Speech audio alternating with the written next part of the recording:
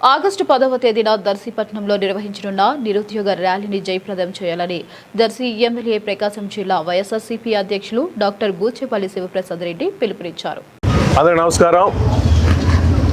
ఈ నెల ఆగస్టు 10వ తేదీ మన ప్రీతమ నాయకులు వైఎస్ఆర్ కాంగ్రెస్ పార్టీ అధ్యక్షులు వైఎస్ జగన్మోహన్ రెడ్డి గారి పిలుపు మేరకు ఈ రాష్ట్రంలో చంద్రబాబు నాయుడు గారు వాళ్ళ కూటమి చేసే అరాచకాలు తట్టుకోలేక డిఎస్సి మీద అవకతవకలకి నిరసనగా నారా లోకేష్ గారిని ఎమ్మటే రాజీనామా చేయాలని చెప్పేసి ఈ రాష్ట్రంలో చంద్రబాబు నాయుడు గారు ఎలక్షన్లప్పుడు ఇచ్చిన హామీల్లో ముఖ్యంగా ఈ రాష్ట్రంలో నిరుద్యోగులు ఎంతమంది ఉన్నారో వాళ్ళందరికీ ఉద్యోగాలు ఇస్తామని చెప్పి లేని పక్షాన 3,000 రూపాయల నెలకి నిరుద్యోగ భృతి కల్పిస్తామని చెప్పి కలబొల్లి మాటలు చెప్పించాడు.